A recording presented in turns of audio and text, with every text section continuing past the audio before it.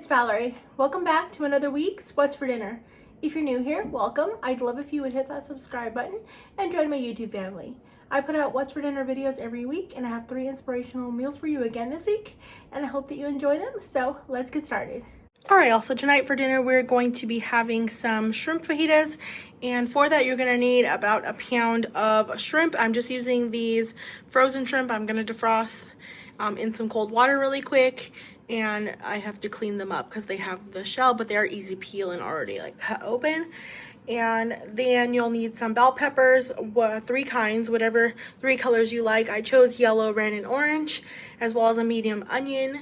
And then for seasonings, it's just some onion powder, garlic powder, cumin, salt, pepper, some chili powder, and then you'll just need things to make your tacos, like tortillas and whatever ingredients you like for that. So I want avocado and sour cream, probably some cheese. I haven't pulled that out, but use whatever kind of cheese you like if that is what you like.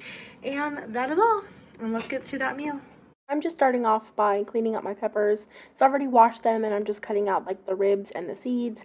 So I kind of just cut them in half and then cut around that center area of the seeds and just kind of pull it out there. And then I just set those aside until I clean them all up, and then I'll go ahead and cut those into some strips, like fajita style strips.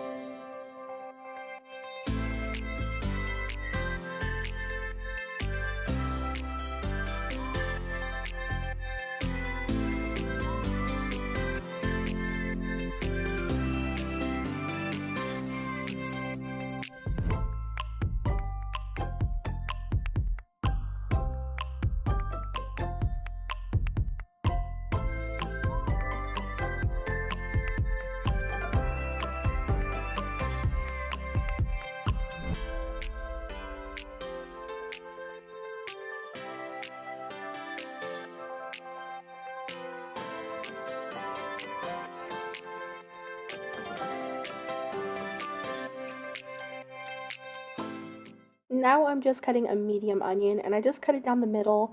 Then I'm going to cut it into some strips as well. I want this into some nice fajita style strips as well. And I just do that with my whole medium sized onion. And then I'm going to go ahead and use my hands to just kind of break those strips apart.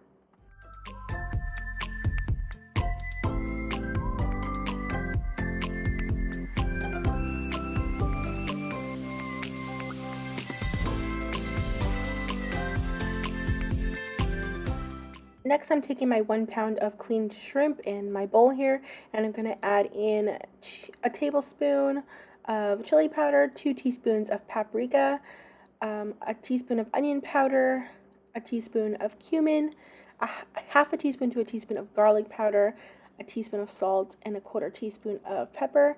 I'm also going to use a little bit of this Tony Chachere's Creole seasoning and sprinkle just some on there because I really like the flavor from that. And just go ahead and stir those around and get them all coated in all those seasonings. Next, I'm placing about a tablespoon of olive oil into my large size skillet over medium high heat, and then I'm going to go ahead and add in those cut up peppers and onions. And I'm just using my tongs to kind of like toss those all around in the oil, get them all coated so they can begin to cook down and get soft to your liking. Of course, if you like them really soft, let them cook down longer. And if you like a little bit of crunch, which I kind of do, just check them along the way and see what you prefer. And once they're nice and ready, I'm just setting them to the side on a plate, and the recipe it says to push them to the side, but I wanted space for all of my shrimps to cook nice and evenly. I didn't want to do several batches or have them too crowded. So yeah, I'm just placing another tablespoon of that olive oil in there and putting all of my shrimps into the bottom there. I'm not just dumping them in because I do want them to be not too much on top of each other. And in my mind, I was thinking like, oh, I'm going to flip them with my tongs like I normally do shrimp. But because of all the seasonings, you cannot even see the shrimp very well. So I cooked them for about 2 minutes on the one side, and then I just kind of used my little spatula here to push them around and hopefully cook them all the way through for another couple minutes. I stirred them around a couple times so that I had the better chance of making sure they were all cooked. Luckily, they're very thin and small, so they will cook through, even if they were only just on one side eventually here, but I don't want them rubbery either. So I stirred them around, and once I felt like they were ready for a total of maybe 4 minutes, I'm going to go ahead and add my peppers and onions in there, and I just toss them to get them coated with that seasoning as well. Now I'll just take out my pan that I heat my tortillas on. You can heat your tortillas or just place them in the microwave like some people do. And I had a packet of this cilantro lime rice, so I'm just having that as a side, and I put some some avocado, some sour cream and cheese on these, and I put some cut up limes on the side, and these were really, really delicious, and we loved them a lot. This next meal is a chili relleno casserole. I'm starting off by taking my baking tray that I lined with foil, and I'm just spraying that with a little bit of oil, and I'm going to go ahead and place my cleaned poblano peppers on there. I'm just kind of drying them off so they don't have any excess moisture, and I'm also cutting off the stems if they have any, because I don't want those to just burn up all quick in the oven. And you are going to go ahead and put these at 400 degrees in the oven for about 20 to 25 minutes, and make sure to turn them at least once so that all sides kind of get charred. If you want to turn them an additional maybe once, so a total of twice during the process, that would be best, especially if you have some that are oddly shaped. And as you see me here, I just pulled them out. I'm using my tongs to just flip them and get those other sides kind of charred a bit. That's going to help the flavor as well as the skins come off nicely. So once mine were all done, I took a look at them there, and they all looked very good and kind of charred, which I love, and it tastes really good that way. I'm just going to go ahead and place them into a glass bowl, and you can cover it with some saran wrap. I'm just using the lid to the bowl to cover it. And you're going to want to let those cool in the bowl for about 15 minutes. It'll be easier to handle, as well as it will make the skins really easy to peel off. As you can see there, you're just going to go ahead and just peel those skins right off. They should come right off. Just make sure to get as much of it as you can off, and just set them aside. We're going to go ahead and cut them open after this and just remove the seeds.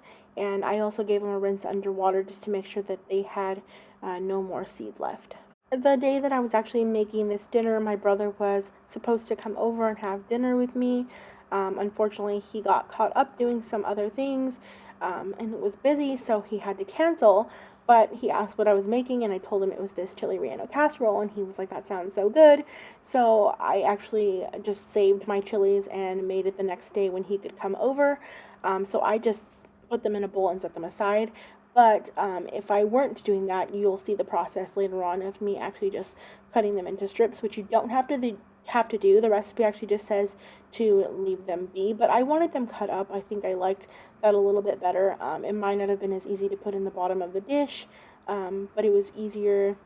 I don't know, I like a little bit more bite-sized pieces throughout the casserole. And I would recommend using gloves in the process of touching all the chilies, or your hands will remain to burn kind of a little bit.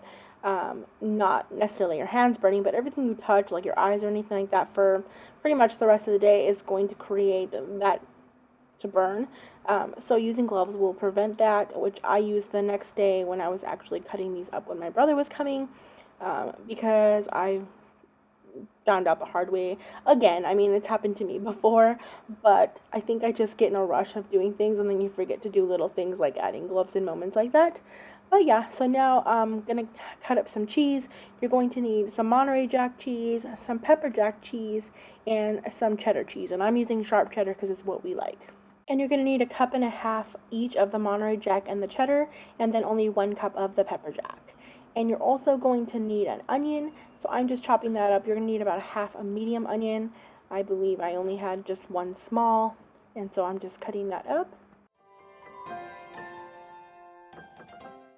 And then to my large skillet that's about medium to medium-high heat, I'm going to add in my pound of ground beef that was defrosting, but it was still a little bit frozen in the center, so you'll see me kind of breaking that apart a little bit more aggressively with my meat chopping tool, but it worked out just fine. It wasn't too frozen, just a little bit extra to push through for a moment. The heat pretty much defrosted it all pretty quickly after that, and I'm just going to go ahead and continue to brown that and break it up along the way while it's browning because I don't like big chunks of ground beef. And while that's browning, you're going to add in your diced up onions as well as 2 cloves of minced garlic. I probably used a little extra because we love garlic, or I love garlic. And then you're going to go ahead and just season, or I mix it, I guess. I'm just mixing it up, and then I'll go ahead and season that.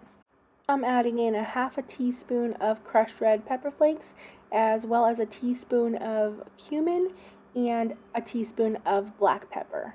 And then I'm just gonna go ahead and mix that all around so that all that meat gets all those seasonings evenly distributed. And just go ahead and cook that until you have no pink remaining. Then I'm just taking my 9x13 casserole dish, spraying it with a little bit of oil on the bottom, and I'm going to place half of my green chilies on the bottom of that. And of course, as you can see, since I have them in strips, it takes a little more work than placing whole ones on the bottom, but I do feel like I wanted that kind of bite-sized pieces throughout to make it easier in the end for me. Now you're going to go ahead and place half of your Monterey Jack cheese on the bottom, and then top it with half of your meat mixture, and then you'll go ahead and place half of your pepper jack cheese and then a third of your cheddar cheese on top of that. And unfortunately I ran out of memory at this point and didn't realize, so it didn't capture me doing the second layer, but you're just going to repeat the same exact process for the next layer, saving a third of your cup of cheddar cheese to put on later on. And now to a mixing bowl, or just this bowl, I'm adding in 5 eggs, and then it calls for some half and half, I believe a cup and a half. I don't have half and a half, but it's just heavy cream and milk, so I'm making that mixture, and it's 1.5 cups total, so 3/4 of a cup each. And then it calls for a third cup of all-purpose flour, and I'm adding that in a little bit at a time and then just mixing that together. I find it to be better when you add a little at a time so it doesn't just all clump up and you don't have clumps of flour that don't break up very easily. So just go ahead and continue to whisk all of that until it's pretty much nice and smooth, and you can use a whisk or a fork like I am.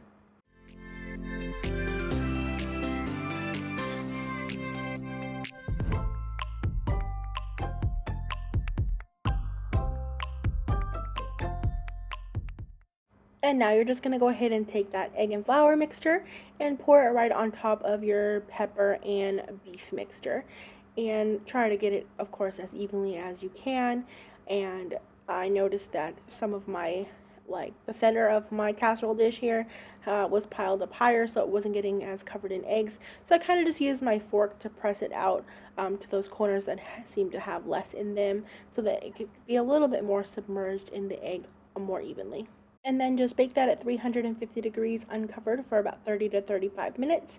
And then after that time, go ahead and pull it out and add your remaining third cup of cheese. I actually didn't have enough, so I just grated a little extra on top. I wanted a little bit more on the top there.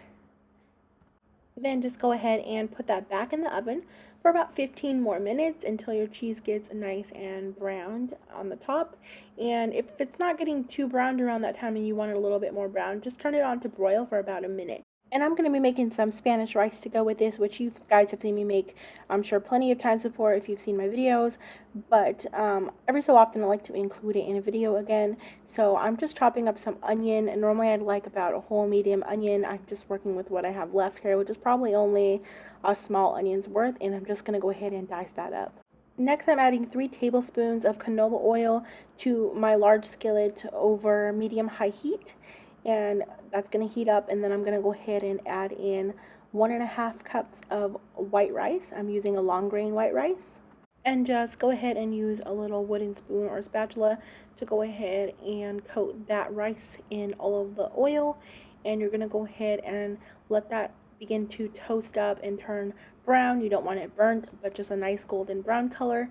And just stir pretty often so that it doesn't just burn and that you get all sides of it nice and toasty. And once the rice begins to get golden, I add in those chopped up onions, and then I just go ahead and let those saute a little bit while the rice finishes browning. And then I didn't have enough onion earlier, so I'm adding in some onion powder as well as some garlic powder, and then a good sprinkling of cumin. I'm not really measuring this, I'm just pretty much eyeing it, and I just stir those seasonings in to let them toast. And then I'm going to go ahead and add in an 8-ounce can of tomato sauce and coat all of that rice in the tomato sauce. And then I'll add in 3 cups of chicken broth. I'm using about 2.5 bouillon cubes in some water. I'm just doing a 2-cup measuring cup, and then the other third cup I'm using my tomato sauce can filled with water to get the additional tomato sauce out. Then I'm just going to give that a stir, let it come to a boil, and put the lid on and reduce the heat to a low simmer. I let my rice simmer for 25 minutes, and when it's done I remove it from the burner and I let it sit there for 10 minutes with the lid still on, and then I fluff it up. And there's that rice, and there's the casserole out of the oven, all nice and bubbly, and this was really, really good of a meal. It had good flavor. We like green chilies a lot, so my brother really enjoyed this, and yeah, we loved it. And I also topped it with some green salsa and some sour cream, and it was really delicious. This last meal is an instant pot vegetable soup. Of course, you could add some meat if that's what you prefer. I was pretty much wanting something quick and easy and that would use up things that I needed to use up in my refrigerator, vegetable-wise, and pantry as well.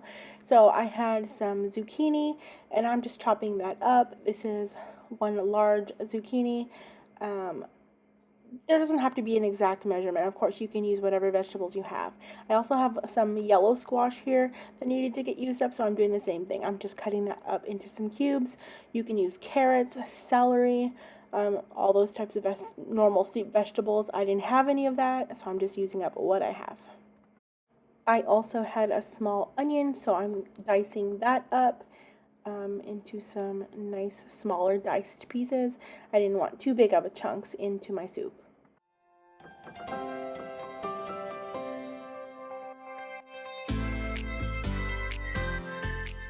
Next, I'm cutting up some yellow potatoes into some cubes.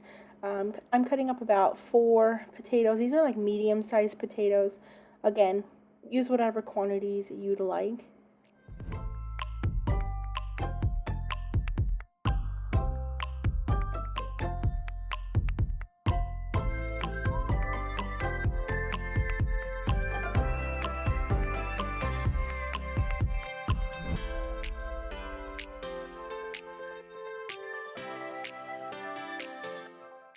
Next, I turned my Instant Pot to the saute function, and once it was hot, I added in maybe a tablespoon to 2 of olive oil, and then I'm going to go ahead and add in my diced up onion and just let that saute.